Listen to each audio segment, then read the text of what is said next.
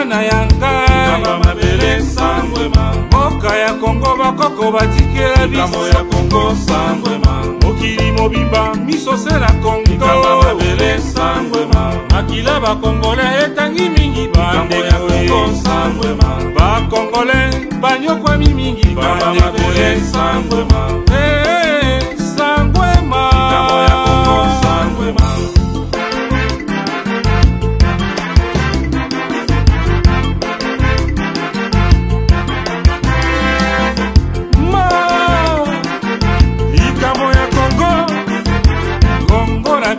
Kongo ya Kibanda mabele sangwema ya papa Okito na papa Mpolo Likambo ya Kongo sangwema Kongo ya Kimba sangwema bakongole bakufi mingi Likambo ya Kongo sangwema sangwema Kamba mabele sangwema Likambo ya Kongo sangwema moto ya Koi Kongo ya Makasi Kamba mabele sangwema Kasa ya Mbila Kongo ya Bwanya Pema Likambo ya Kongo sangwema Africa, dans le cœur et le Congo, écrira sa propre histoire. Sangwema Congo na biso motema ya Afrika. Kamba mabele sangwema Motema ya Afrika ebandi kobeta lisusu.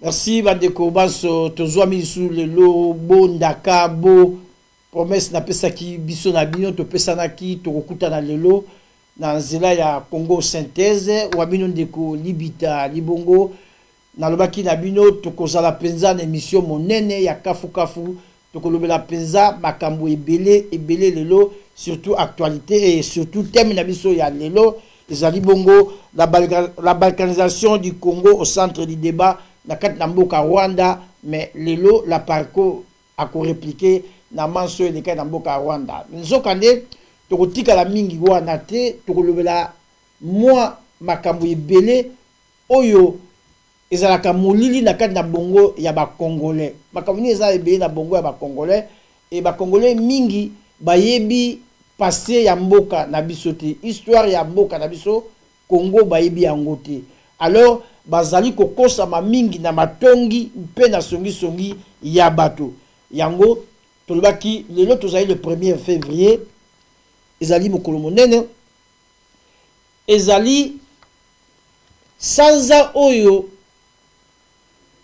massacre ya ba chrétien esalamaki na mboka Congo na Kinshasa alors tolobaki tokotika yango te tokolobela massacre ya ba chrétien nini elekaki likolo ya massacre ya chrétien gouvernement nini en place ezalaki banani bakonzaki makambo wana mpe banani bazalaki na mpifo ya ko surveiller to kokengela manif wana tokomeka kolobela yango tokolobela lisusu massacre ya Lubumbashi botala tokangisi ba massacre ya Lubumbashi tokolobela yango mpe tokolobela lisusu massacre ya ba chrétien et tout ça na makambo ebele tokokabola lelo mais lelo na kozala bongo ngai moko te na kozala na invité monene oyo azali bongo monsieur Wechiko Yango azali vice-président national ya Parco azali na mboka Hollande mais tozala na ye en direct lelo na Congo synthèse po ye azali moko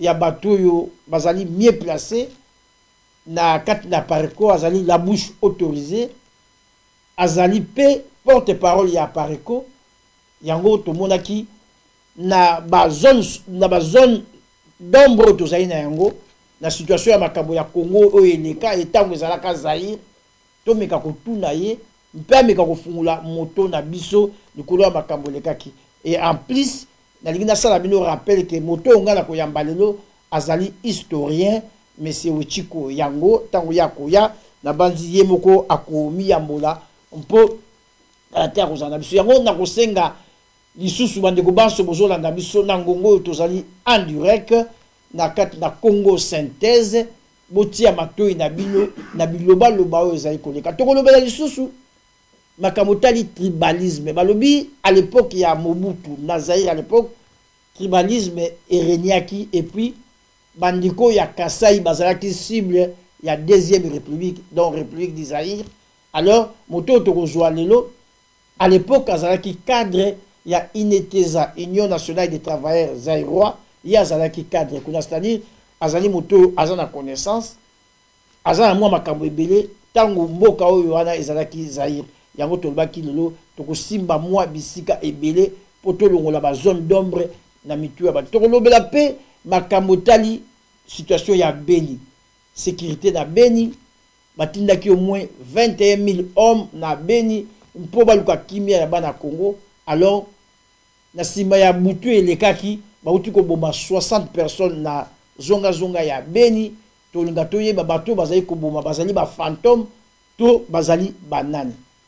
Voilà pourquoi lelo tozui monsieur Wechiko Yango na imité studio na biso soka sa kodisier to kopesa ye mbote ye pa pesa bino mbote bongo to banda masolo ya biso ya lelo pe ngana kota na mitula nanga botia matoi po to kolobela mingi makambo ya oyo etali babanya Rwanda oyo lelo bazali komibenga babanya mulenge mpe to kolobela ordonnance loi ya 1972 ndenge nini esalaki en sorte po baya ko abolir yango to komeka ko recadrer bato oyo bazobunga nzela.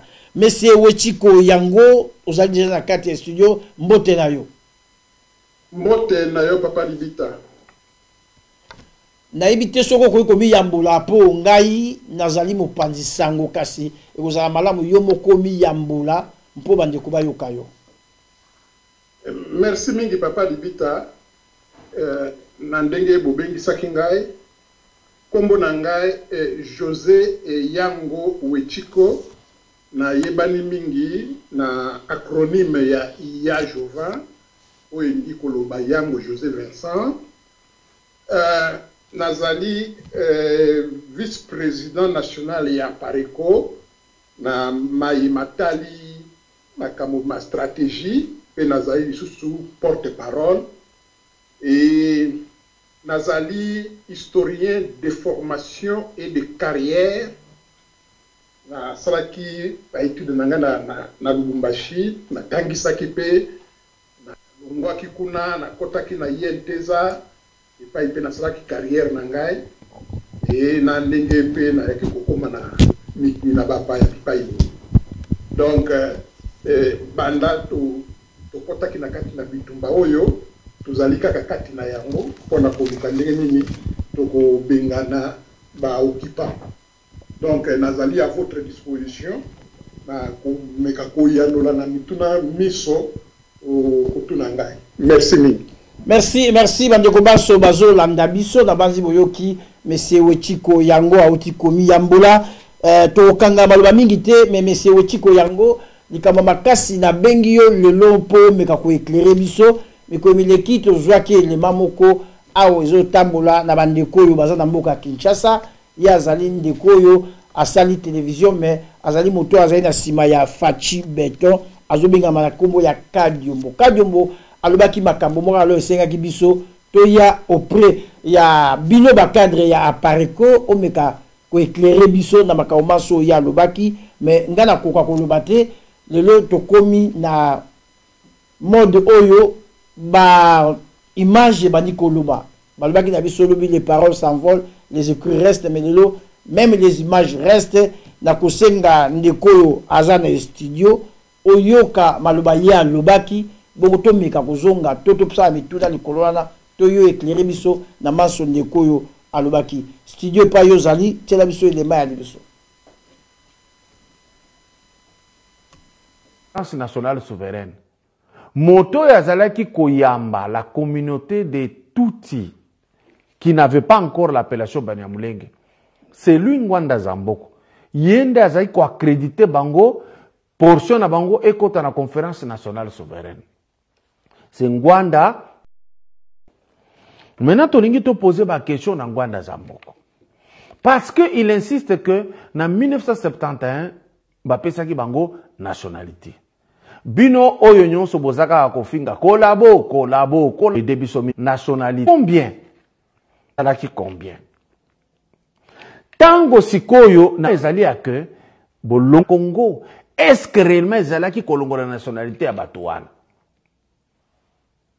Et puis regardez Ils sont dit bandeko bolandi elema ya Joven olandi elema alors meka kotalisa bandeko bazolanda biso yo zali vice-président ya Apareco mouvement ya missionnaire Ngwanda Zamboko atuma mouvement ya résistance meka kotalisa biso ba missionnaire Ngwanda na 71 elongo na maréchal Mobutu basalaki déjà ordonnance oyo ezalaki initié na Bisengimana mpo bapesa ba Rwandais nationalité congolaise et puis tolui toyeba lisusu na 72 tant mokana ngo ezwamaki ke bapesa bango nationalité mais sono tant baboyaki nationalité ya ba tant basali ordonnance oyo yaki ko contrer ordonnance mosusu ya liboso po ba abolir mibeko wana na 1980 nyonso toza nango likolo ya makambo oyo ya babanya wana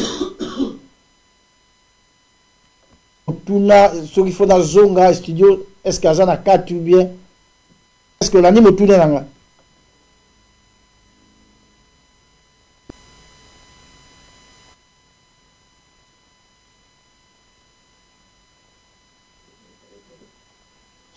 sona yo ezo bimate alors dans osenga ya Joven otala micro na yo elo nyo sala ke ozo yo kalate sona yo ezo bimate studio taila biso na ezali problème nini bandeko na banzi na utaki ko lobana ya Joven esika azali studio ata attention toza na problème ya son ameka kotala na le son na ye pambate tolandi ndeko Kadiombo lobi na 71 tango Bisengimana a initiaki demande na ye auprès ya maréchal Mobutu à l'époque pour na kopesa ba Rwandais nationalité congolaise lokola moko ya bakambi ya Apareco vice-président national ya Apareco a éclairé biso sur azolanda biso esika ya zwami est-ce que ya Joven zo yokanga si Dieu n'a évité ce que vous relancez pour tous ya Joven n'a évité ce que vous relancez n'a évité couper Rezali et pas ya Joven est-ce que zo landa biso est-ce que ya Joven ozo kanga na évité so micro na yo za kokangama soki eza kokangama ofungola micro eloko nyo sala ke so na yo tozo yo kate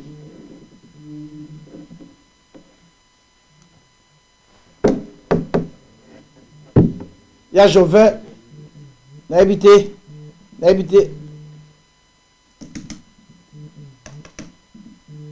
ya Joven est-ce que zo yo kanga studio mikana korela bon to luka Joven bandela ya moto ndiko wana o atiaki alobaki à partir ya Kinshasa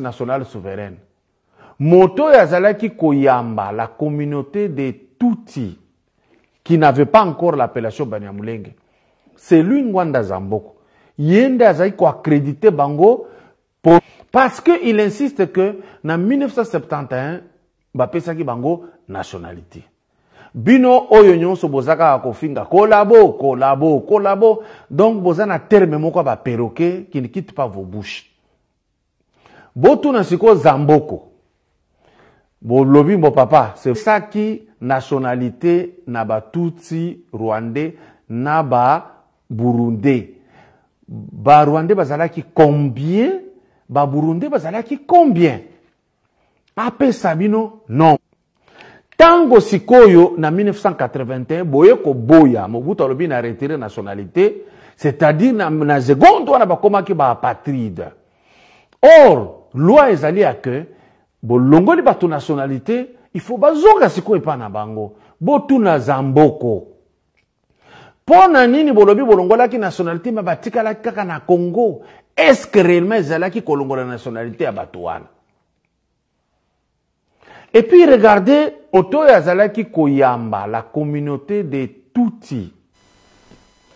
Merci, Nakozonga Mbango pa ya Joven, tous avez un problème moko technique, mais studio a sali en sorte que Tozonga, ya Joven na banzi, Olandi Motuna Nanga, pe Olandi élément ya Ndeko Kadiombo, na Makamotali, nationalité Oyo Ezaki octroyé, na ba Rwandais, pe après, ba eko refusé bango. Alors, bah, M. Nouri, de 71 P72, et puis ba ko boya bango na 81 mais quand ko éclairer biso ezandenge ni dikamwango malobombo kayo.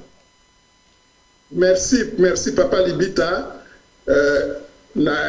Nayoki maloba oyo ndeko Kadio Mbalobi na kamwe nango mingi, mais il faut to zonge cette histoire ndenge yango ezali. Ba Rwanda oyo bakota kepa na biso obanda na 59, ba oyo bayayi kokota na 62 na bitumbo ebimaki kuna bango na bango après indépendance na bango. Bato wana nde ba oyo baza komi benga babanya mulenge oyo Bisengimana aksalaki abongisaki ordonnance aleki sepa ya président Mobutu a signé yango na 1972 oyo epesaki bango nationalité mais de manière collective. C'est-à-dire ceux qui bazalaki 100 bapesi bango son balamoko, ceux qui bazalaka 1000 bapesi bango son balamoko. Et bakovanda na nationalité wana 9 ans. Na 1981 nde baye koboto la bango nationalité wana parce que comité central oye utaki kosalama na 1980 eye komona ke erreur ya munene ezali parce que na mikili nyonso oyo Nzambe asali bapesaka jamais nationalité de manière collective na bato. Nationalité ezalaka bobele individuelle.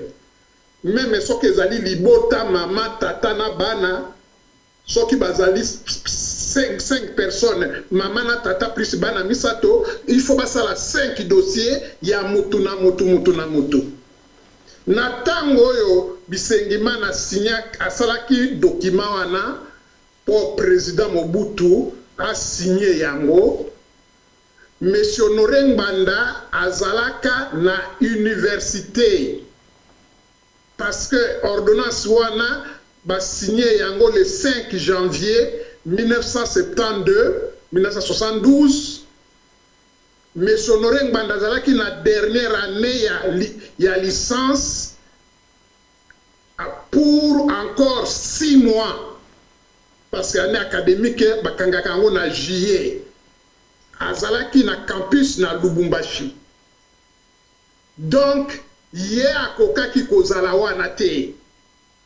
Po ndege Kadio Mbalobi, bango, bato, bazalaki wana, Ngbanda yebisa nombre ya bato, oyo bayaki, soki bazalaki combien.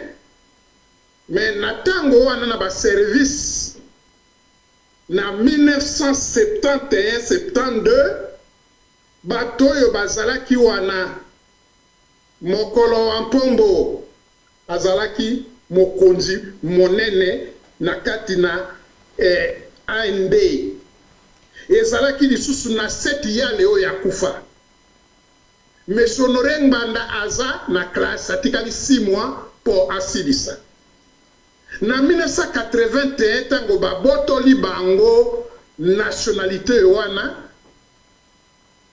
nde tokomona ba Rwandais oyo baza bato na bango na mayele baye kokoma mukanda pona ko revendiquer ke bazongisela bango na nationalité bapesaki bango bakoki kobotola bango nationalité te bakomi mukanda epai ya secrétaire général ya Nations Unies basali copie pour information na secrétaire général ya tango wana ezalaki oya ya Union Organisation de l'Unité africaine pona ba revendiquer yango bato wana bazali bato mitano oyo bakomaki mukanda wana na kopesa bino bakombo na bango.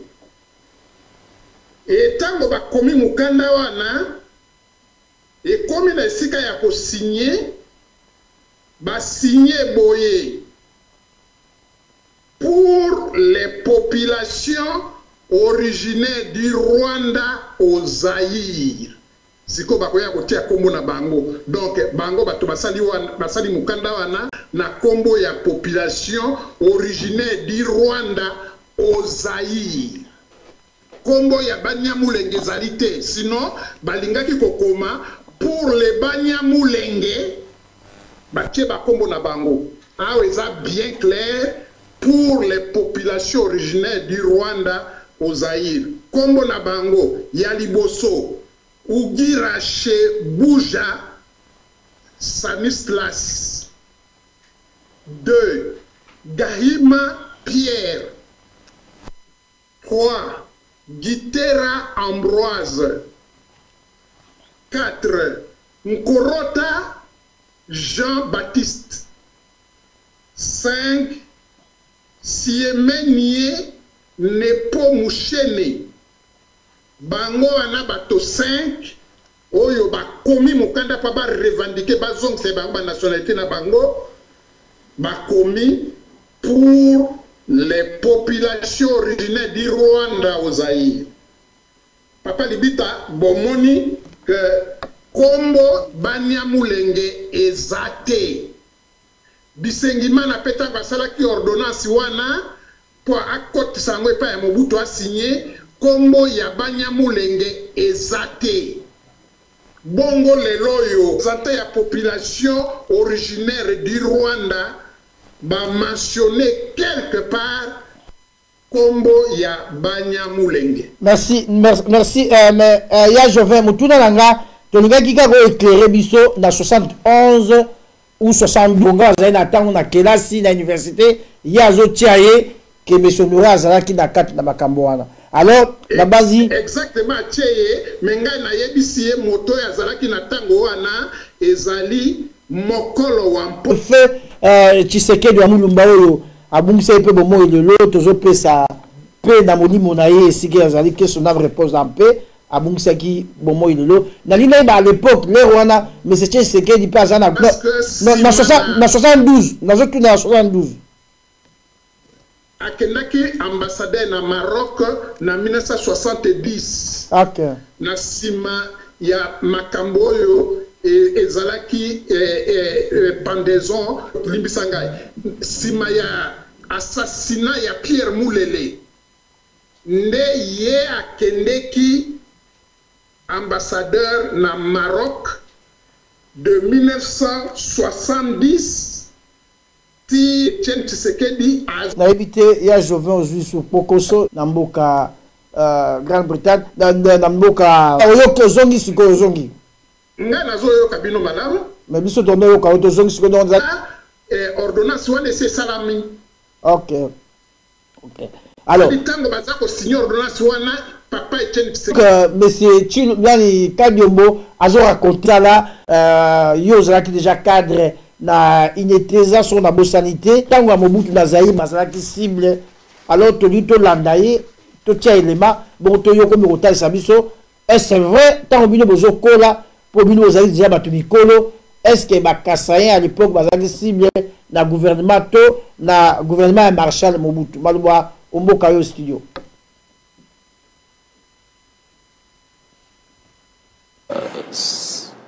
trouve la lecture que faisait monsieur le secrétaire d'État, parce que, comme il a dit tantôt, tendait, ça se disait, mais de manière très timide. Mais pour le moment, ça a pris une autre dimension, à mon avis très inquiétant. Pourquoi je vais peut-être y arriver, mais je voudrais commencer par préciser que ça relève de l'utopie. Il n'y a aucun élément objectif qui permet aujourd'hui, surtout pas dans les... bafandisa biso na bakarte moko ya buzoba et puis botuna a expliqué bino pourquoi na période o bango bazwaki bokonzi carte ekomaki na originaire de telle région sous-région district et tanga moko tata bo moko ekolo bo moko qui était un mensonge institutionnalisé. Pourquoi? Parce que personnellement je me rappelle avoir raté l'inscription à l'université à Lubumbashi parce que tokendeki na ba carte wana batangi so ba découvrir kaka ke oza kasayen ou bien oza katange balobi place ezate basalaki université mboka bamonaki déjà que bangwandi bamonaki que Congo Zaïre komaki bien privé na bango beaucoup déjà batangaki université te parce que bango carte oyo ya bango ezalaki kolakisa province et tout le reste nde renforçaki tribalisme. Mobutu lokola azalaki dictateur azalaki bien organisé. Merci. Nayebi te ya Joven Olandi elema ya Kadiombo na makamotali tribalisme et puis bandeko ya Kasai bazalaki cible na gouvernement ya Mobutu à l'époque. Bino bozalaki bato mikolo déjà ozalaki cadre alors mekana ko éclairer biso de l'eau ozali na sima ya mesonnerie mbanda za moko atumba Zaire à l'époque mais quand on biso tribalisme ndenge ezalaki na oyo de Kadiombo balobi pe ndenge nini bandeko ya Kasai bazalaki cible na mboka Zaire eloko ni esalaki po ba menacer bana ya mboka Zaire oyo bazwa baki bongo ba Kasai lokola biso. Papa Libita na yebite eloko nini oyo Kadiombo aza kobenga tribalisme pe kaka ya bakasayan. Papa Libita tango na Mobutu mboka na biso ezwaka unité ya ndenge wana te. Avant Mobutu aya bato na bato bazalaki kovanda epai na bango bien que tozalaki biso tout ba congolais. Papa Libita soki Mobutu a discriminaki ba kasayen ya zolo ba kasayen ngo ya esika nini. Mobutu azwaki 4 fois ba premier ministre oyo bazali Baluba. Na lobi ba songete na lobi ba tetela te pa bango pe baza ba kasayen. Baza Baluba bazalaki 4. Yé moko Etienne Tshisekedi bien kabimaki na conférence nationale. Mobutu a nomaki yé avant conférence nationale 2 fois. Yé moko azalaki koboya pa na ba réseau yé moko ayebi. Professeur Mabi Moulumba, c'était Mouluba. Professeur Pinga Kasenda, c'était Mouluba.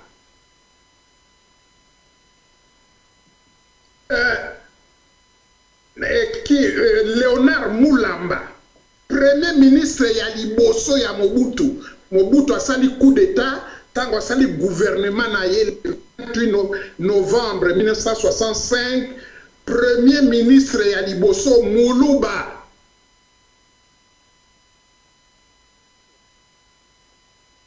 Et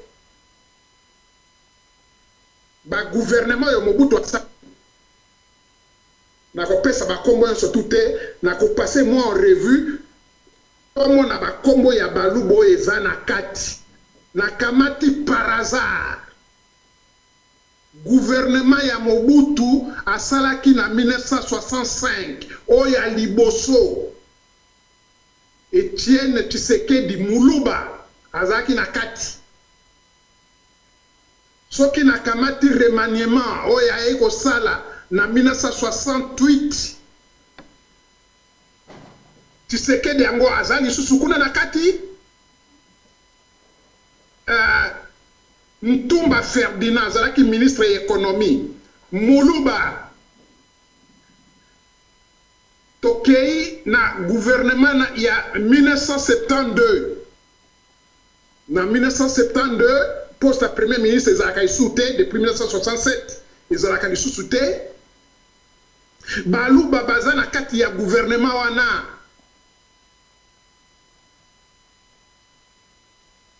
soki tokamati ba gouverneur parce que eloko Kadiombo aza kobenga Baluba ngai nayebi te soki eza nini na province na ngai ya Équateur na 1967 Mobutu anomaki Mouluba na kombo ya Jonas Mukamba Kadiata Nzemba. Tango Mobutu alongoli Jonas Mukamba atindie côté mosusu population ya Équateur basalaki matanga balelaki gouverneur na bango ya za Muluba. Mobutu aye kozongisa lisusu na Équateur. Muluba Nzuzi wa Mbombo azalaki na Bazaïr. Muluba de 1972 à 1974 azalaki vice-gouverneur a commis gouverneur. Muluba tribalisme eza place nini. Tomonaki motolokola Oscar Ngoma Ntonto Mbwangi mutu ya Bazaïr azalaki gouverneur na Équateur. Tomonaki motolokola Basembe Emina Mongo Mongala azalaki gouverneur na Nord Kivu. Tomonaki motolokola Désiré Kondevila Kikanda azalaki et député et gouverneur na 1988 na Nord Kivu. Soki oleki na armée, la même chose, Baluba bazalaki ebele. Tango police ezalaki et après suppression ya police etikali kaka gendarmerie bazalaki ebele. Est-ce que lokoyo Kadiombo alobi wana azui yango wapi? Biso tango tozalaki na balere wana tozalaki ko se sentir partout. N'avons pas exemple. Une minute. Na INTESA na 1988 na kendeki na izuni moko ya ciment eza na mboka moko babengaka yango Kabimba na Chaba. Pona kokoma na mboka wana po traverser lac Tanganyika na kende na bato misato moko azalaki Buba moko azalaki Chabien oyo moso azalaki moto Bandundu to katisi lac Tanganyika wana na 3h du matin. On se sentait chez nous. Tribalisme ezalaki na niveau nini. Papa Libita wana ezali ba propos moko azwaki yango comme ça akondisi Congolais moko teke tribalisme ezalaki na tapana Baluba il se sentait exécuté. Yazane loko yazolobe na mutu o adimisi yangote. Voilà Papa Libita. Merci Nabazi Bandeko Banso Bozo Landabiso toza en direct na Congo Synthèse. Tolingaki to longola penza biloko na mitu ya bandeko ebele. Tango bakomona makambo bandeko Kadiombo bazoloba bakomi kotika yango na moto zokande Zaire ya Mobutu soki tolingi penza to bwaka ba frère Nicolas Mobutu na makambo tali tribalisme ezalaki te pa matia zoba aba monsieur Ngwanda bango mutu asaki makambo ya tribalisme à l'époque bango mutu bazwaki bandeko ya Kasai lokola cible bapesaki bango ate espace te ya kosala yango tolinga totalisa bandeko be batuna yenga mituna babinde ko libita mekane ko éclairer biso na makambo Kadiombo alobi mais rapide tozonga problème musu tozana ngo toujours ya leader ya Pareko monsieur Honoré Ngwanda Zamboko Atumba bazali toujours constitué de siko ya zalaki te tant monsieur esika parcelle ya responsabilité na ye ezalite au moins la batie wana mbangu tozongi na makambo tali le 16 février balobi ba mort ya ba chrétien loboko ya monsieur Honoré Ngwanda Zamboko Atumba ezalaki wana mais quand on a biso na l'époque wana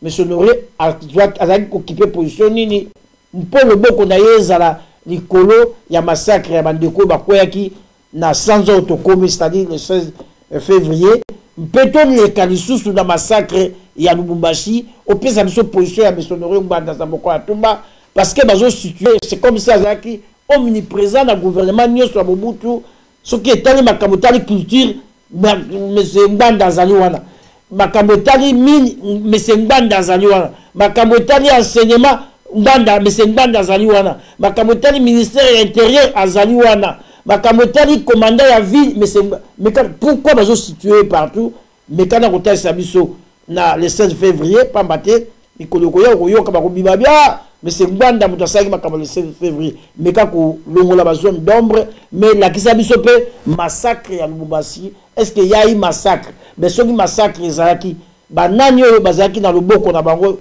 na sima ya makambo massacre to banani bazalaki bakonzi to banani oyo bazali kokamba la police to gendarmerie à l'époque malobombo kayo monsieur Wechiko Yango. Merci papa Libita. Omoni tango conférence nationale Salamaki ba congolais nyonso oyo bayebaki makambo na lere wana c'est-à-dire oyo bazalaki ba adulte conférence wana ezalaki dominé na IDPS na ba allié na ye. Papa Libita naza kolakisa bino awa rapport ya conférence nationale souveraine ba komi awa rapport sur les assassinats et violations des droits de l'homme. Oya sali yango conférence nationale souveraine. Soki na fungoli awa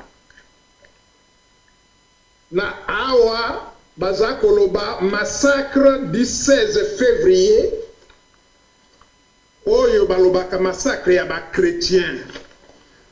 Tokomona awa bato nyonso oyo ba convokaki bango na conférence nationale baya koloba ndenge bato bakufaki. Kombo ya Monsieur Honoré Nganda ezate même attaque lokola témoin. Mais conférence nationale a bengisaki Mobutu. Mobutu nde aboyaki na ye kokende. Mais ba bengisaka Nganda ta ko bengisa te ke bayoka ye. Na tango oyo wana Monsieur Honoré Nganda azalaki ministre ya défense. Tango wana tozalaki na police lisusu te. Tango wana tozalaki kaka na gendarmerie. Gendarmerie lokola na bamboka nyonso ya mokili pa gendarmerie ezalaka sous l'autorité ya ministre de l'Intérieur et non de la défense. Yango wana na tango na conférence nationale babengisi ministre ya défense ya intérieur babengisi ye aya koloba ndenge nini bato bakufaki. Babengisi gouverneur ya ville ya Kinshasa aya koloba ndenge nini bato bakufaki. Parce que lokola esalamaki na ville ya Kinshasa ye il faut ayeba. Tokomona ministre ya intérieur na tango wana ezalaki nani Monsieur Mandungu Bulanyati. Gouverneur ya ville ya Kinshasa na tango wana ezalaki nani Madiata Kibabu Nzao. Yango conférence nationale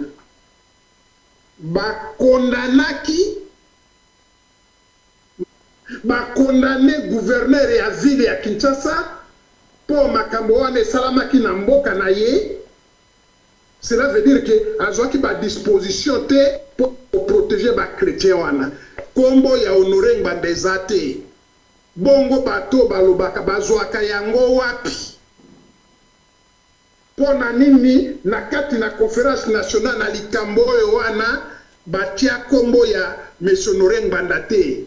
Même papa Tshisekedi oyo azalaki kuna na kati yepe aboyaki batia kombo ya Nganda, yepe abangaki ke batia kombo ya Nganda, na Kibasa Maliba pe aboyaki lokola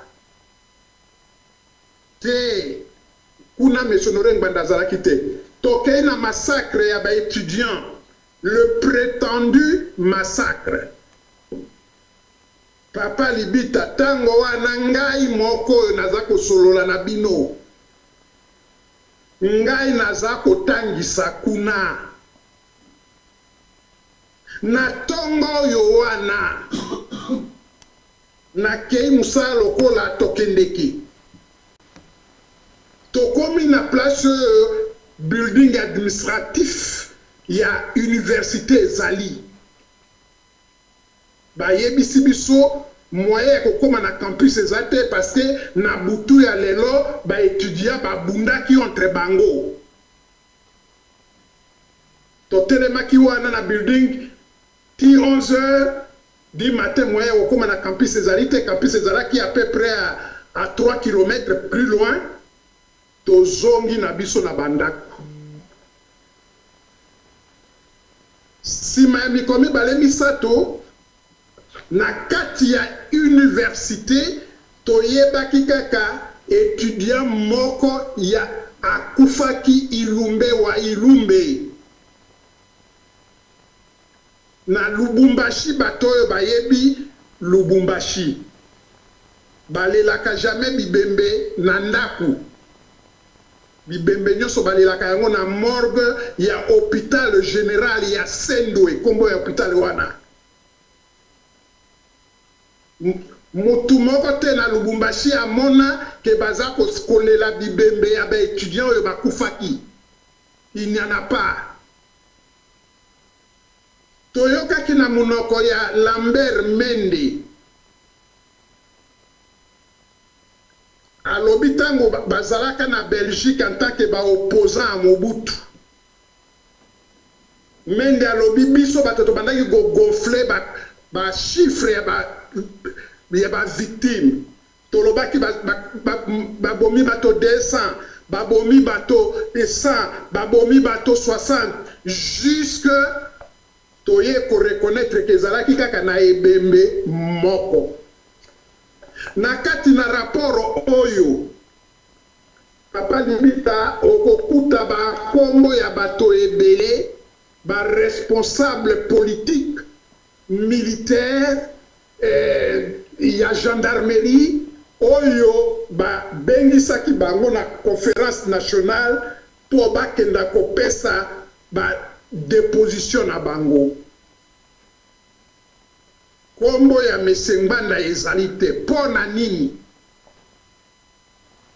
quelques mois avant makambo wana ya Lubumbashi bima Mesengbanda longwaka déjà na tête ya ba service azalaki lisusu te na tête ya ba service mais ba document ezali pona nini bato wana balukaka ko vérifier ba eloko bango babengaka ba information ya Joven nalingi na yeba tango na ngonga na massacre soi-disant massacre entre guillemets ça na Lubumbashi mais Honoré Ngbanda poste ni anda occupé na gouvernement à l'époque de Rwanda na 1989 tango ba biloko wana ebimi menani bitumba wana et salami ce n'est pas un massacre c'était un pseudo massacre na 92 ezali na 92 ou 89 ezaki na 89 OK 92 ezalaki nde oyo ya ba étudiant OK mais oui nazo tanga nazo bien makama massacre ba étudiant to ba 92 c'est ça non massacre d'étudiants ezalaki na butu ya le 11 na le 12 mai 1990 bon alors monsieur Ngbanda le wana zo occupé poste nini na 1990 na tango wana monsieur Honoré Ngbanda azali lisusu te na tete ya ba service monsieur Honoré Ngbanda aleki sikoyo epai ya conseiller spécial ya président Mobutu.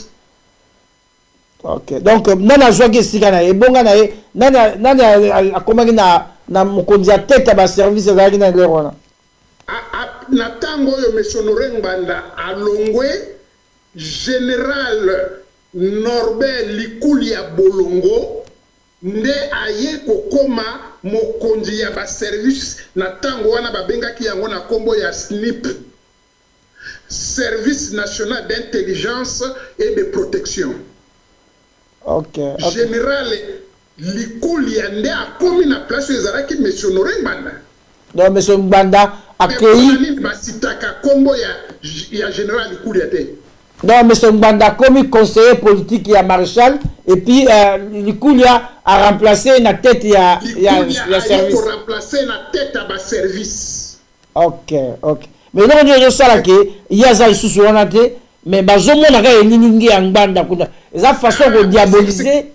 Mais question wana il faut qu'on pose yango et pas ya batoyo bamona ka Monsieur Honoré Ngbanda partout. Na ba poste nyonso, na ba ministère nyonso, peut-être même na poste ya président de la République, ba monaka Monsieur Honoré Ngbanda.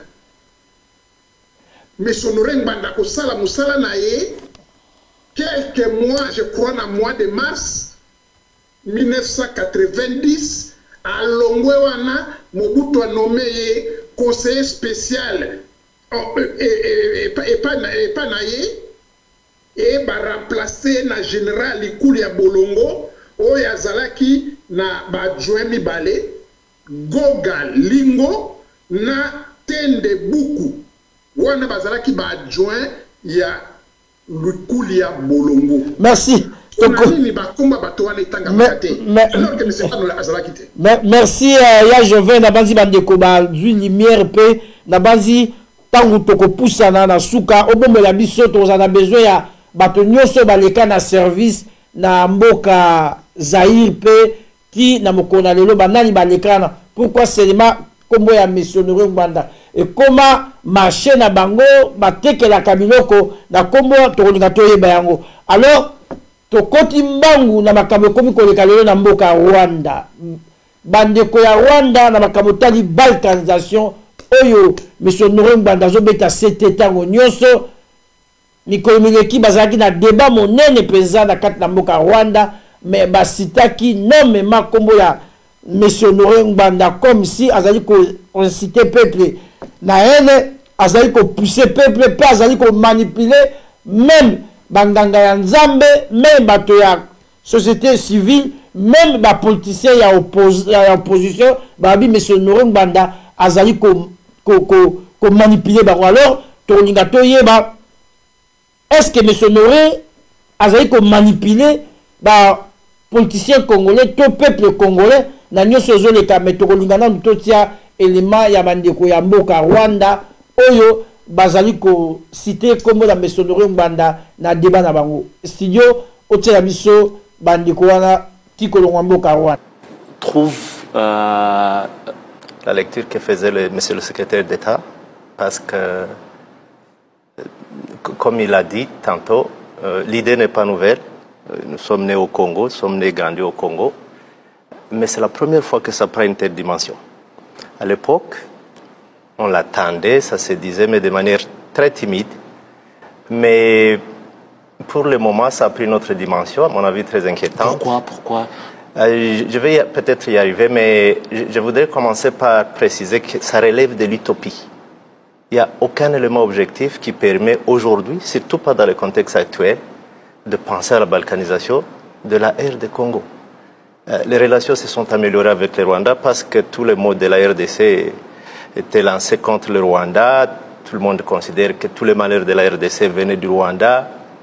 Mais aujourd'hui, faire avec un discours de la haine qui a été construit par les gens comme Honoré Ngbanda, je pense, qui est l'ancien de... C'est un ancien de Mobutu. Ancien de Mobutu, un des proches. Très proche, c'est un nostalgique, j'imagine, parce qu'il était très... Merci ndeko ya Joven to komi penza na moboko na likambo réaction na yo réplique na yo ezali nini na kombo ya Monsieur Honoré Ngbanda ndenge balobi azali nostalgique balobi makambo ebele azo manipuler yo koyi koloba nini na banzi olandi bandeko ya mboka Rwanda balobi situation lelo ezali normal et surtout que président ya Congo Monsieur Félix Tshilombo asa gangaki na face ya monde que Banyamulenge bazali ba Congolais. Alors réplique na yo ezali.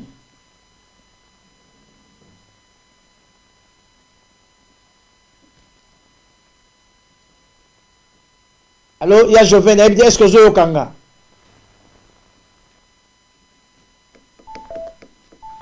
Il y a Joven, est-ce que zo yokanga? Réseau.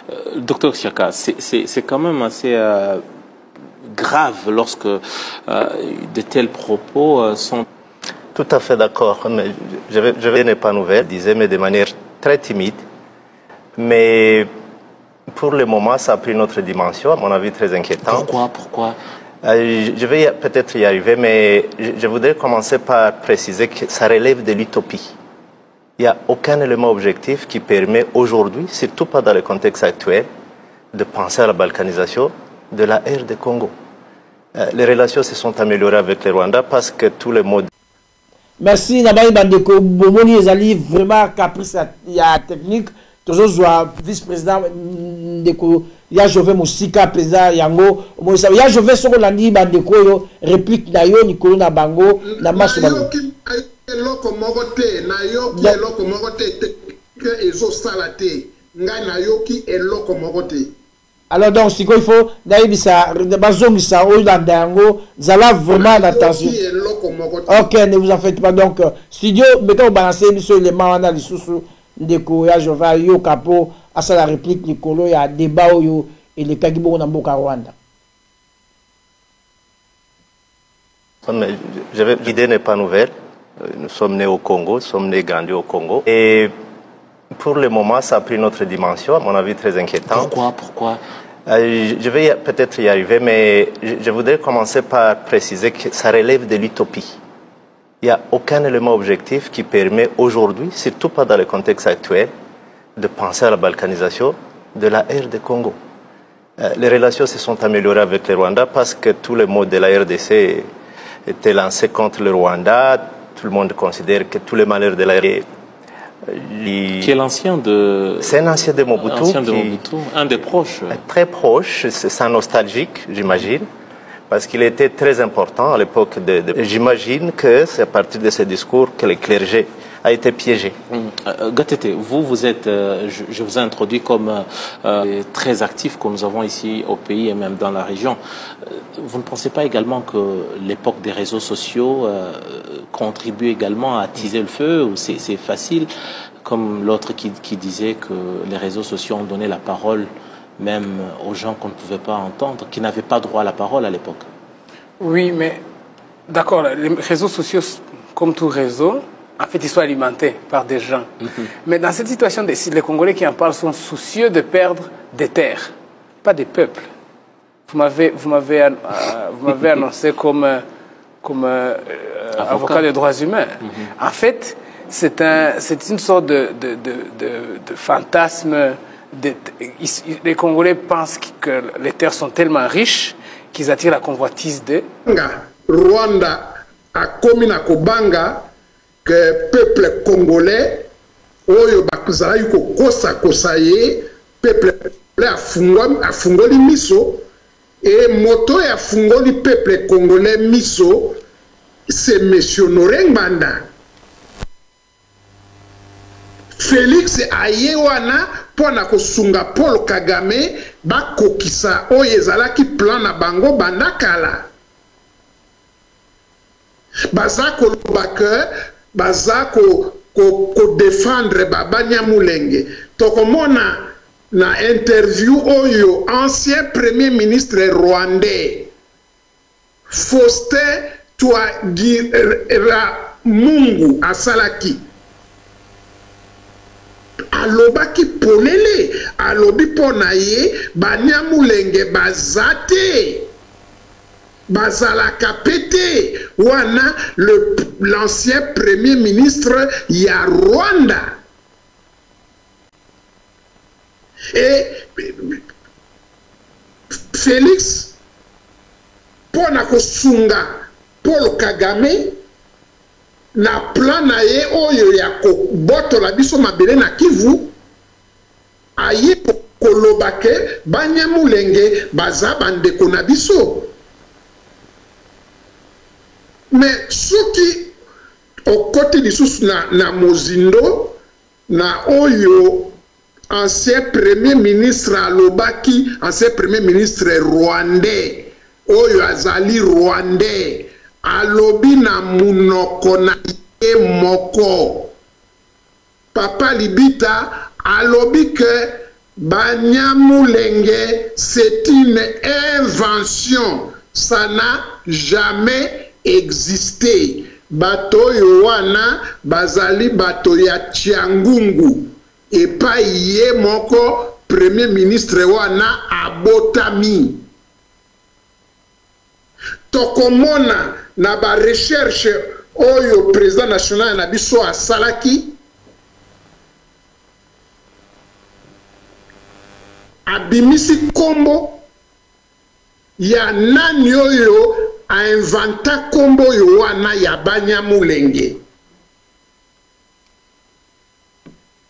Kombo ya tata oyo abimisa na kati na bongo na ye, kombo ya Banyamulenge, tata wana kombo na ye Frédéric Gisaro Muhoza. Tata wana azalaka commissaire du peuple na ezalaki Mobutu ba député bazalaka kobenga bango komba commissaire du peuple ya azalaki commissaire du peuple ya Uvira. Mwana na ye ya mwasi ye wana nde mwasi ya Bizima Karara. Tata wana abimisi kombo wana po apesa na ba Rwanda oyo baza wana oyo baza koluka babotola biso mabele ke bambilo bake bango bazali wana banda na kala nde na kala e bokilo ya Bizima Karara aokenda ko isolola na étudiant moko oyo azalaki kosala mémoire na ye na histoire ke atia kombo ya Banyamulenge alobake bazala wana banda na kala nde na kala banda bakoko na bango a inventé histoire moko po na Banyamulenge. Étudiant wana Meshonoreng banda PCP kombo na ye Faustin Tabazi Rugama. Mais Papa Libita po na nini ba Congolais bazako kozwa ba elema wana te po na kosukisa lo ba Rwandais. Et tomoni ba Rwandais balobi te balkanisation ezako utande na mutu ya Meshonoreng banda balkanisation ezali utopie, mais balkanisation elingi koloba nini?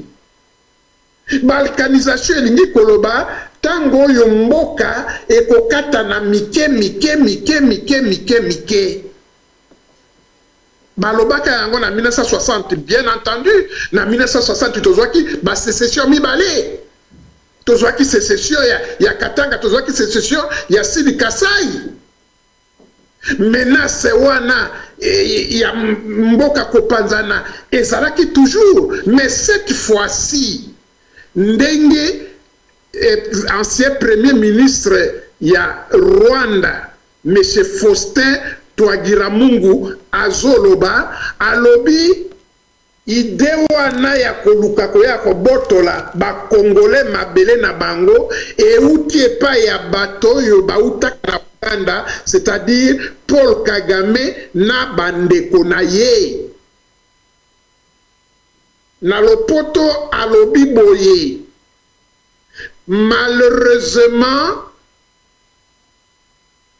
des Rwandais qui s'étaient réfugiés en Ouganda ont tenu à se servir pour leurs intérêts personnels des Rwandais installés au Congo et qui se nommeraient Banyamulenge.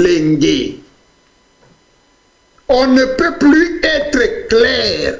Mais Meshonoreng banda a fungoli bandeko na ya ba Congolais bongo na mayele na molili oyo bazalaki kotia bango po babotola bango mboka na bopete. Bato oyo bandi babotola mboka na bopete ezali Paul Kagame na bato na yo baza na kati na mboka na biso baoyo baza koloba ke il faut bazwa mabele po bango bapesaka bango nationalité babotoli bango. Est-ce que bazwa ka nationalité na bitumba? Est-ce que bazwa ka nationalité il faut bakenda ko ozwa mabele? Papa Libita na poto oyo bolimbisi ya Joven na lingina évoquer loko moko soki bobotoli bato nationalité eloko wana échappaki ngai kadi bopa lobaki ke ntango bobotoli bango ba nationalité botiki bango bakomi bapatride eloko nini ezosala ke moto azalaki na nationalité na ye mpo aye na mboka ya bato bapesi ye nationalité to mpo na mbeba soki babotoli ye akoma patride mais kaka koexplike biso est-ce que compréhension ezali likolo ya maloba ya kadi yombo bakokoma bapatride? Mais Papa Libita oyo wana surtout kaka po bango baza kosala mosala ya barwandais mosala ya Paul Kagame oyo atie bana na ye ya misala na kati na mboka na biso bango pe bazwi bana na bango ya misala bazali bandeko na biso pona kolalisa bandeko na biso pongi pona kosala mosala oyo bakonzi na bango ya barwandais baza kotinda bango poza la patride yo ifo zala nde na mabele na kati na mboka oyo wana bandeko na biso oyo bazwa ba nationalité na poto awa soki babotoli yo nationalité yo kokoma patride te yo za na mabele na mboka wana te bakozongisa na mboka oyo utaki po yo tango yo ye kosala procédure okoma moto ya mboka na bango olandaki procédure olobaki ke ngai na utaki na Congo na ye kosenga siko nationalité soki babotoli yo komi apatride te banyamulenge oyo bayeke pa na biso bango bapesaka bango pa erreur eloko oyo wana nationalité etango bakondi base rendre compte na erreur wana babotoli bango elingi koloba soki yo okei kofunda moto lelo na tribunal et que procédure na yo eza na erreur plainte na yo wana ekokweya na mai bakoloba babi moto wana totiki ye parce que il y a vice de procédure et bango lokola babotolaka bango bakoki kokoma bapatride te parce que bango baza barwandais. Article 7 ya constitution ya rali rwandais d'origine abotami tatana mama rwandais akoki jamais ko perdre qualité wana ya ki rwandais. Ok. Donc ya je vais namoni na patride na mboka na biso te. Merci namoni baza na mboka na bango. Merci namoni ngonge ko kima biso mbangu tokoninga totala makambo yozoloba tozana élément mususu pour totalisa ba congolais ke makambo mesonore mbanda zoloba azo manipuler te ya même bato na kati na mboka Congo bazoloba ngo alors ndeko tela biso susu élément oyo ya ndeko wana tiaki na dosekaki tela biso élément ya suka wana tomeka koyoka maloba ya ndeko oyo totala soki kokai na makambo mesonore mbanda azoloba bongo topusa na penza ba FDLR baza ba Rwandais baza bandeko na biso ba côté si ba les opinions c'est comme infaillible, non. Méfions-nous des Américains. C'est des textes ba école na Bango. Il y a une partie du Congo, du Bongo Kinshasa, comme l'Espagne et le Portugal, au Tutsi et au Nilotique. Réaco News vous informe. Merci Bandeko Banso Balandi Biso wana ezali sur témoignage ya professeur Kalele depuis Mboka Kinshasa azali kolobate ba Banyamulenge bazali ba Congolais te bazali ba Rwandais makambo babani yango bandakala même ba James Kabarebe bayaki na Kinshasa ya kota même boloko pona makambo wana yango azali kobeta seta lobi liloba ya président Félix ezali liloba ya évangile te ke soki ya lobi bato wana bakomi ba Congolais bongo ngima mais albi jamais bato wana jamais bakotikalaka kozala ba congolais bazali ba rwandais wala ezalaki maloba ya professeur Kalele depuis Kinshasa. C'est juste pour tout l'accès makambo mesonore mbanda zoloba même élite congolaise assez à catch pe ayebi vérité tala tina toloba ki yango wana na été soza na commentaire yo pe ikolo ya maloba ya professeur Kalele na tenzela polele parce que totika le moins na 15 ou 17 minutes pour toute cette émission na biso bandeko bamoni basa na commentaire ya kosala na maso tolobi nzela ezali polele bokoki kobenga pour sala intervention na bino mais ya Joven na pesio maloba likona maloba ya professeur Kalele depuis Congo. Papa Libita, professeur Kalele azana raison. Azana raison, Banyamulenge bazaba congolais te. Kombo wana ezalaka pe nango te. Po soki kombo wana ezalaka bisengima na lingaka kopesa yango. Bato bakomaka mokanda epa ya bakomaka mokanda batini na ONU balingaka kotia kombo wana nani meme boskontanga bato wana nyoso balingai kopesa kombo ya Banyamulenge. Papa Libita kanisa interview oyo Robert wasalaka na États-Unis na ndeko na biso moko congolais na bosani kombo na ye oyo alobaki ke ye azali fier ya kozala tuti congolais. Il n'y avait pas Marius, garçon, de Marius, c'était quelque chose comme ça. Voilà, et pas Marius.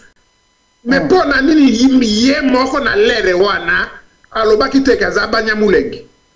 Ye alobaki abi je suis fier d'être tuti congolais. Et tango ba moni apareko principalement telemeni bango pona kolobake il n'y a jamais eu de tuti congolais. Ne baye ko kangama siko neloko wana ya Banyamulenge. Et que Félix oya sali haute trahison ya mboka yango ekoki kozala boye te ndenge balobi na télévision ya Rwanda que Félix akati makambo. Non, Félix a trahi le pays.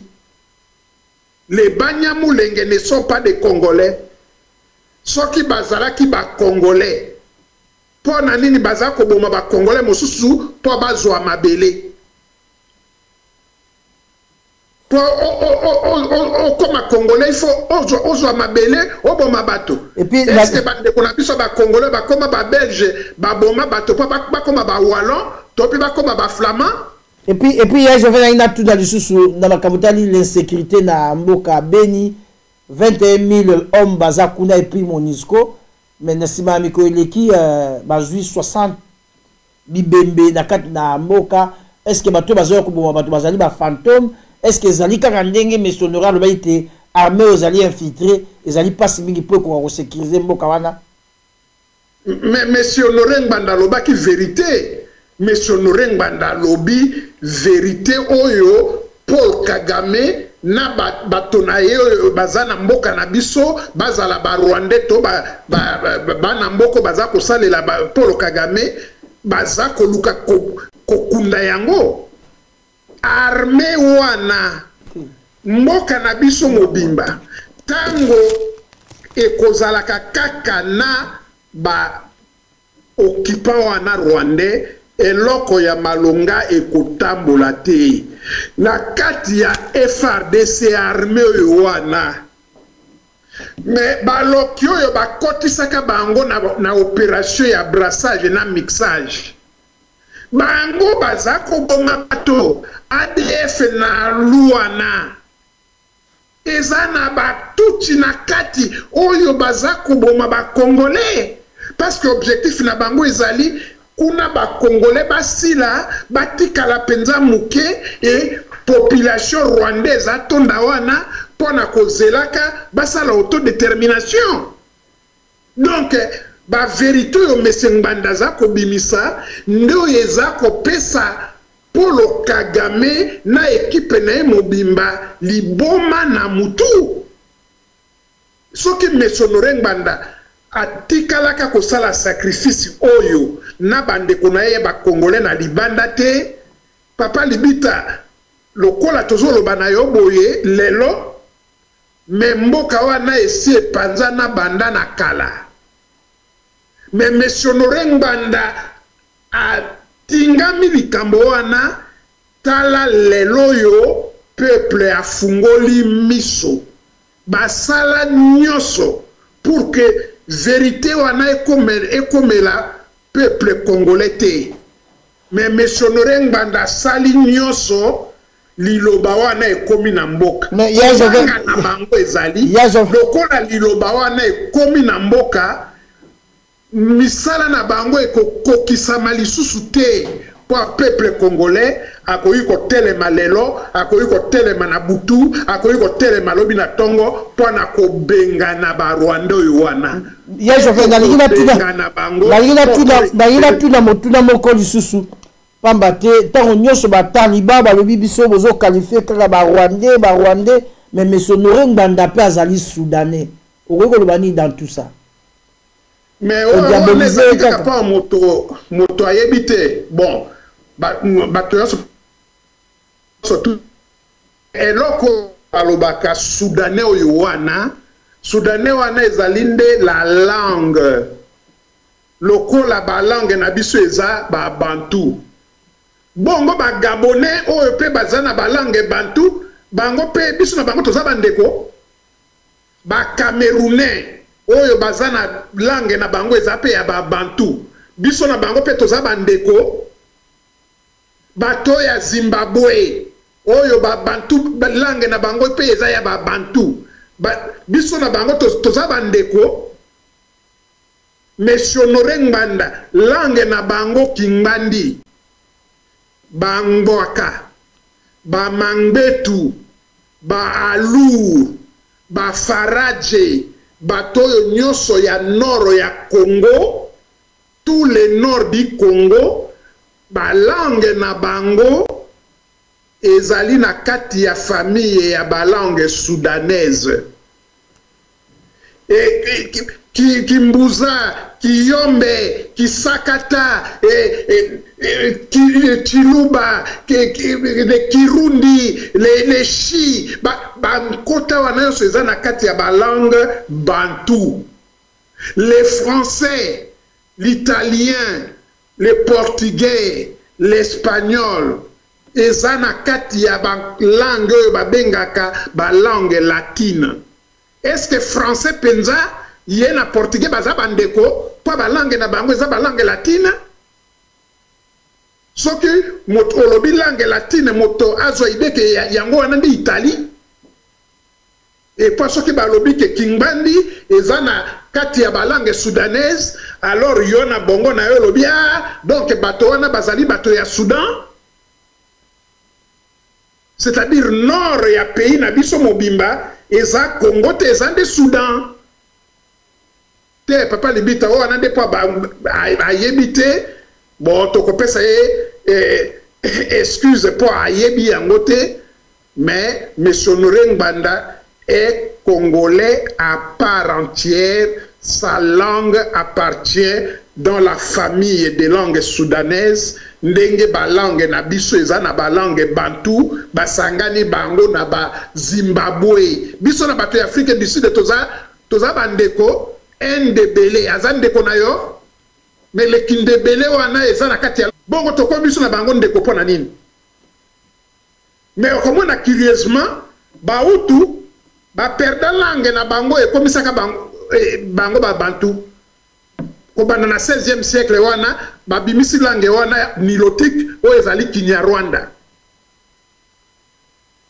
donc wana ezali moto ya yebite bon azakolo ya na kati na mission na biso mais ya Joven alingaki kotika yo boete na kati na mboka Congo peza koninga na tomoni pasteur Mukuna telemi na discours ya ba résistant alobi mboka na biso bapaya bakoteli biso ya surtout kisikoyo bakombeli biso partout na moto ya mboka na service partout mais makambo nyonso monsieur Honoré atiaki na apporter ya bakongolais nyonso eza libanda Dieu merci ye a comprendre osiko mais koyoka mawa tango nyonso ya zolo la be mokonzi ya sika ifo sala mokonzi ya sika bakangi maboko pe makolo to sungaye asala pamba te soki asali te poko so eko continuer tolingi toyeba est-ce que na manso yo Mukuna zone là Félix na makambo ya to okoto azali victime to azali complice d'après yo Ye aza victime te, ye azo salango par réflexe tribal. Fa Félix aza muluba, ye aza muluba, à se rendre compte sikoyo que ndeko na ya muluba aza na pouvoir moko te. Oyo nyonso ye azo sala wana pour que mwana na Rwanda oyo akanga pouvoir nyonso oyo anomaki Félix atikela Félix moi pouvoir.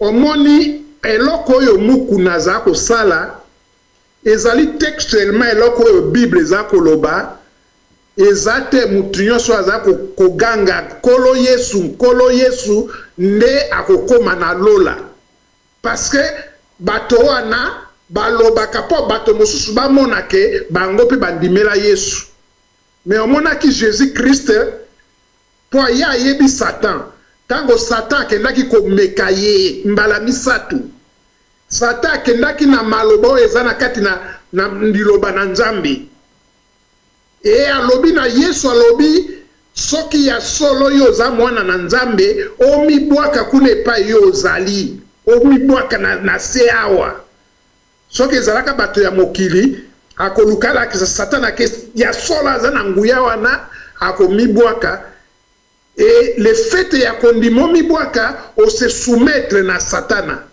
eloko mukuna za kosala akomi nano résistante mukuna siko soki batikeli Félix mwandambo na pouvoir mukuna kotikala toujours ko protéger ba Rwandais problème na ezali Félix azwa mwa pouvoir ba Rwandais pe bakoki kopesa ye pouvoir wana te parce que Rwandais a yebi que ce qui a zangi pouvoir biso ba Congolais toko kanga bango toko sala na bango lokola bato bimisaka batomboki na kati ya mboka mopaya ndenge basalaka bapaya nyonso tu na mboka oyo bango bakei soki babebisi mibeko mokuna abundela nde mboka mokuna za kobundela nde Félix aza kobundela tribune mais pas le pays. Donc c'est ça que ça wana bungisa maele na bisote. Donc ça un message à repérer, ça un message à repérer ça y est message ezali nini abundela pays mais abundela motote. Ngai nazana message ya koyebisa ye abundela mboka ennemi na biso ezali Chilombo oyo ye aza kobenga ye président de la République. Ba kolabo nyonso oyo bazali ko protéger pouvoir ya ba Rwandais nde bango wana banguna na biso soki alingi akoma resista ya solo abundisa nde bato oyo wana abundisa Chilombo aza lokola maréchal Pétain oyo azalaki pe français oyo abundisaka maréchal Pétain ezali bandeko na ye ba français. Donc, soka ko sala yango te oyo wana soto ezali kaka nkolo mais nkolo ayebi ke bino bokokoma na paradis te biso to yebi ke mukunaza na ye résistante. Merci nayoki message ekei mais na grande surprise na na uti komona kolanda président ya Angola Lorenzo abengisi mbangu Monsieur Félix Chilombo, Mpe Kagame, Mpe Lisusu, Museveni, Mbangu, Likamunini, d'après Yoko Kanisa, Kobenga Mbangu, Namboka Angola, Bakoma Kuna Mukona Yenga. Est-ce que la maison brille? Tout Likamunini, Bako Ke Nambangu, Yoko Kanzani, Nakobenga Nabango Namboka Luanda. Bakei Namboka Luanda, Bakenande ko réajuster ba stratégie Oya Bango. Et non, ponde mboka na biso ezala mieux protégé, mieux défendu. Non, bakei koyokana ndenge nini bakosala sikoyo po ba continuer toujours musala na bango ya koboma mboka po na kopanza yango. Et Félix nde oyo azali mwana mosala na bango po ya aza ndeko na biso, aza mwana na biso, bakopesa ye ba nouvelle directive oye akosala pona ko faciliter ko panzana ya mboka na biso. Papa Libita Satana na ba diable na ye bakei ko sangana po baluka ndenge bakoya koboma mokili oyo nzambe asalaki. Réunion na bango ekoki jamais esala po mokili evanda kimia. Bakei ko changer de stratégie. Soki Félix oganga ki mingi siko ko ganga lisusu mingi te mais continuer œuvre wana ya ko boma mboka biso to check yo président de la République et ya yebi yango donc babiloko wana nyoso ezali contre mboka na biso peuple congolais telema to suki sa ba réunion na bango yo wana to suki sa ba projet na bango yo wana moto mosusu akosunga biso te pana kobatela mboka na biso soki ezali biso moko te. Merci bingi ya Joven avandi bandeko bazolando de partout pambate bazokoma bazoloba vraiment bazolanda yo. Alors nalingi na yeba soko za na message auprès ya ba résistant et puis bandeko batelaki lobi na ambassade ya Amérique na situation oyo nyonso zoleka liko na mboka na biso et surtout na ba faute grave oyo administration ya Bill Clinton et saldi na mboka na biso pambate ti lelo 12 millions na mboka na biso bazokweya bozoyoka mikolo nyonso il homme pe Monisco na kuna na kweya mboka mais bazoboma toujours bana mboka Congo soki oza na message à opesa na ba résistant oyo batelemaki lobi pe ba oyo baza komilengela kotelema mokolo ya le 28 pambate distraction monene saison na kati na mboka Congo yo étant cadre ya Pareco, vice-président national ya Pareco, chargé de stratégie, ceux qui ont un message à opesa pe bandeko wana, okoki koloba nini? Ngai na beteli bango baboko papa di bit. Na beteli ba résistant nyonso oyo bazalaki lobi tomonaki biso nyonso ba oyo basangani na kati ya Conseil national de la résistance congolaise ba oyo ya Pareco bandeko oyo nyonso babimaki pona kotelemela liboso na ambassade ya États-Unis kotelemela Bill Clinton na makambo oyo ya sala na kati na Congo. Papa Libita eloko mosusu éthique ezali te bobele oyo wana na biso bato toza na libanda tomonaka awa partout.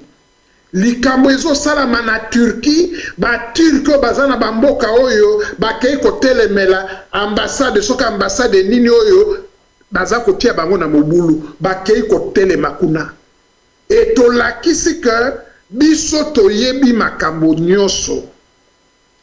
Bato oyo wana soki bolakisi bango ke boyebi bango baza bandoki babalola kakazaka na bango parce que bango bayebi bango balinga kosala makambo na bango na molili mais soki yo bimisi bango na kati na molili wana ndenge balobaka epa na biso ke muto ndoki soki bokangi ye makasi na ye esili soki bobimisi ye na moi makasi na ye esili po ye asalaka kaka na molili.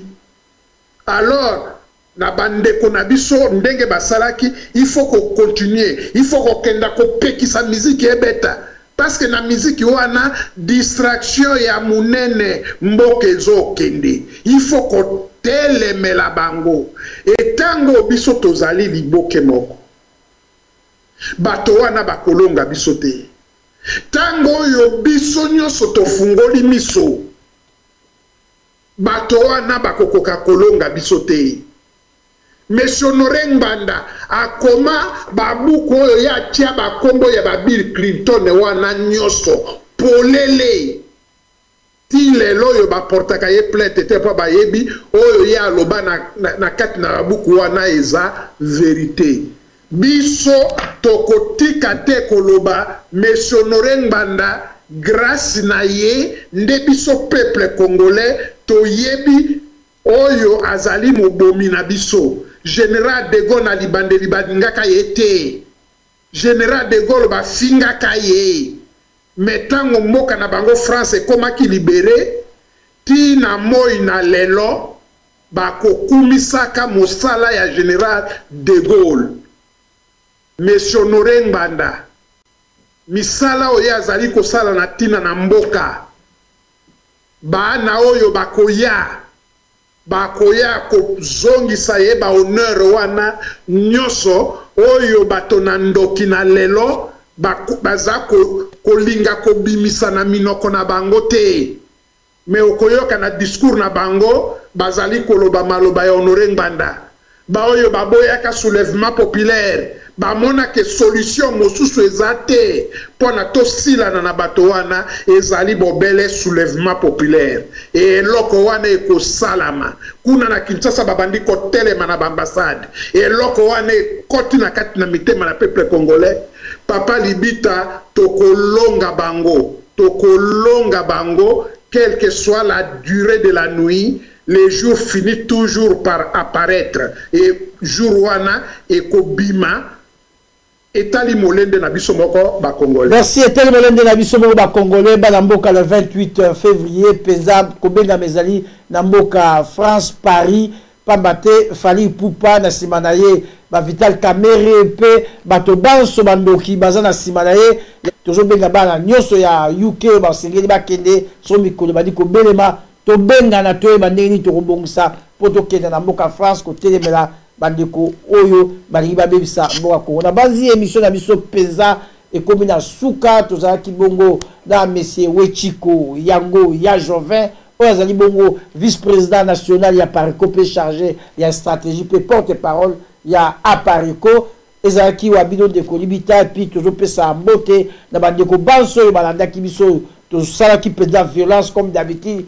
ya okota na bandako na bango tosengi bango peza merci mingo bayambi biso na oyo bafingi biso merci na oyo bakumbisi mosala tozosala merci boye bate mosala tozosala banso bakondima ngo te presque 20 ans lelo mingi baboyaki kasi lelo baza d'accord na mosala tozosala pamba te toza na eloko moko mama Congo toteyeba mpona mama Congo petit dangai conseiller JC Kolo stratégie monsieur Philemon Makeleka oyo peza azali bongo esene ya Aparico et surtout mokonzi lisusu ya Parico mboka UK tozosenga yo toujours makasi otombola eloko oyo poto kende liboso biso banso peza toyebite na tumboyo mesonore ayaki dango tokolonga pamba te toza na chemin mosusu te soulèvement populaire oyo lelo bato nyonso bakomi kobenga même tobandi komona epai ya IDPS bacongolais peza batelemi ya solo babi soulèvement populaire alors eloko tozomoni barwandais na armée na la police na ba institution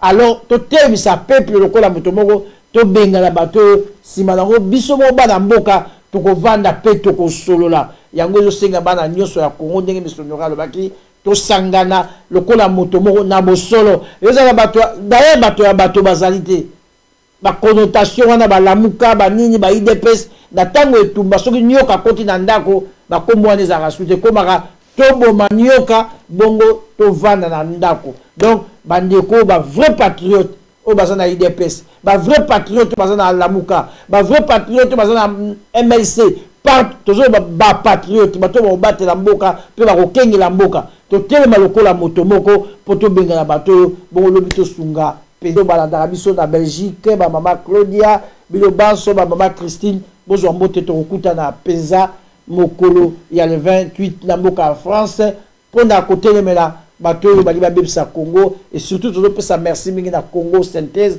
oyo azali peza ko travailler na biso en collaboration pamba te bolandaka biso en direct de temps en temps tozali ko collaborer na ndeko oyo po asungaka biso na mosala tozosala po message ekoma na bakwe nyonso ya mamboka na pesi bongo ye moko deo oyo peza azali kokamba Congo synthèse mbote mingi sika azali bandeko banso baandaki biso botikala malamu nde tokutani mikolo koya ndeko Wili Matadi mbote na yo merci ciao.